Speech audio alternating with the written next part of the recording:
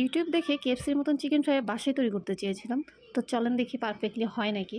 তো এইজন্য আমি প্রথমে চিকেন নিয়ে নিছি, লেগ পিস নিয়ে নিছি। লেগ পিসটা খেতেই বেশি ভালো লাগে। তো আমি এখানে প্রথমে এগুলো হচ্ছে কাঁটা চামচ দিয়ে কেটে নিছি, যাতে মশলাগুলো একদম ভিতর পর্যন্ত যায়।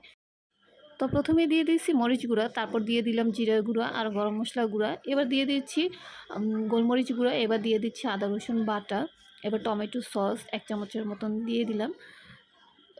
এবার দিয়ে দিচ্ছি সয়া সস। সয়া সসটা দিলে চিকেনের ফ্লেভারটা এনহ্যান্স হয়। এবার দিয়ে দিলাম ভিনেগার, তারপর দিয়ে দিচ্ছি স্বাদমতো লবণ। এবার সবগুলো উপকরণ আমরা খুব ভালোভাবে মিশিয়ে নিব, একদম চিকেনের ভিতর পর্যন্ত যাতে যায় সেটা খেয়াল রাখবো। একদম ধরে ধরে ভালো করে মাখিয়ে নিব। এবার ম্যারিনেট করে রেখে দিব প্রায় 2-3 ঘন্টার মতন। এবার হচ্ছে আমাদের যে কোটিংটা আছে, কোটিংটা তৈরি করার পালা। এখানে আমরা নিয়ে নিচ্ছি ময়দা 1 কাপের মতন, আর এখানে দিয়ে দিচ্ছি কর্নফ্লাওয়ার 1/2 কাপের মতন। এবার এই ময়দাতে দিয়ে দিচ্ছি মরিচ গুঁড়া আর গোলমরিচ গুঁড়া। এই 2টো উপকরণ, এই 4টা উপকরণ হচ্ছে একদম খুব ভালোভাবে মিশিয়ে নিব, যাতে সব জায়গায় মশলা এবং কর্নফ্লাওয়ারের পরিমাণটা সমান থাকে। এবার এখানে পানি দিয়ে এটাকে মাখা শুরু করব।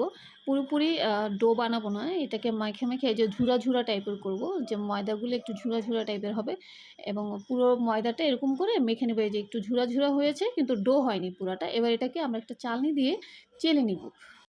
তাহলে যে পাউডারের মতন যে ময়দার মিশ্রণটা আছে সেটা আলাদা হয়ে যাবে।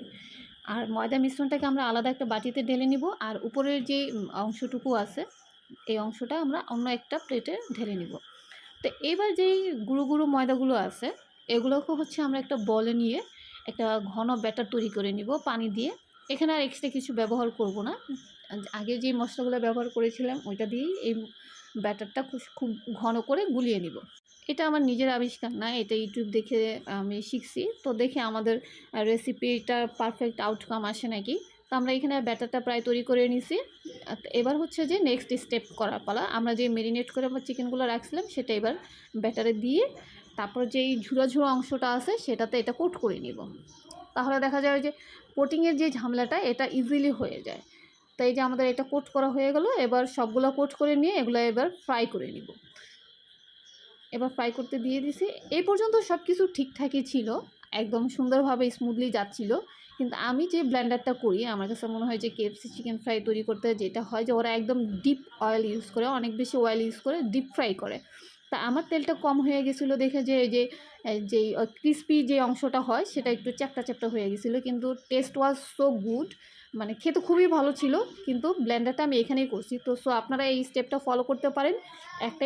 একটাই কাজ করবেন, সেটা হচ্ছে তেল বেশি করে দিবেন, তাহলে হচ্ছে এটা ডিপ ফ্রাই হবে। আর যেই অংশটা ক্রিস্পি ক্রিস্পি হয় সেটা ক্রিস্পি ক্রিস্পি লাগবে খেতে। এটাও ক্রিস্পি ছিল কিন্তু মানে লুকিংটা একটু কেমন কেমন জানি ছিল। তাছাড়া মাশাআল্লাহ রেসিপি খুবই ভালো ছিল। আপনারা এটা অবশ্যই ট্রাই করতে পারবেন, এটা রিকমেন্ডেড। আর সবাই ভালো থাকবেন, সুস্থ থাকবেন। আল্লাহ হাফেজ।